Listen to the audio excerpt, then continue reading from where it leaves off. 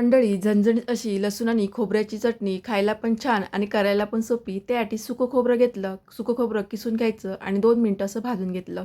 इथे बघा जास्त वेळ भाजणार नाही, 2 मिनटं भाजून घेते. त्यामुळे कशी चटणी 1 महिना चांगलीशी टिकून राहते खोबरं आणि भाजल्यामुळे. तर इथे शेंगदाणा पण घेतला. शेंगदाणे पण चांगले खरबूज कुरकुरीत होतात ना, तोपर्यंत भाजून घ्यायचे. तर इथे मी गॅस बारीक ठेवला आणि शेंगदाणे भाजून घेते. तर इथे बघा छान असे कुरकुरीत झाले. वरची सालं पण निघाली आहे, म्हणजे आपले शेंगदाणे चांगले असे भाजले आहेत. तर आता मी काढून थंड करण्यासाठी ठेवते.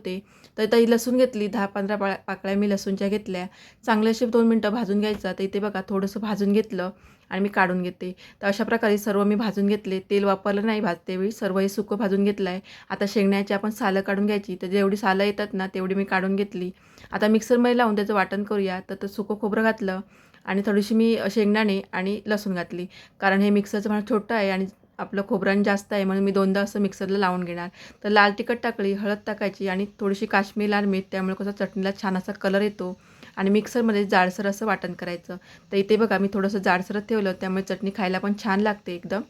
तर इथे मी सर्व हे काढून घेतलं आणि राहिलेलं खोबरं आणि शेंगदाणा मी घालून घेते आणि त्यामध्ये थोडंसं मसाले घालते. कारण पहिले मसाले घातले ना, थोडंसं तिखट होतं, म्हणून मी आता थोडंसं मसाला घातला आणि सर्व एकत्र करून घेते. कारण तिखट कमी जास्त असेल तर सर्व एकत्र होईल. तर इथे बघा छान अशी चटणी तयार झाली. एकदम खायला छान लागते. भाकरी, चपाती, डोसा असेल तर. तुम्हाला कशी वाटली नक्की कमेंट करून सांगा आणि आवडल्यास एक व्हिडिओ लाईक करा, चॅनलला सबस्क्राईब करा, शेअर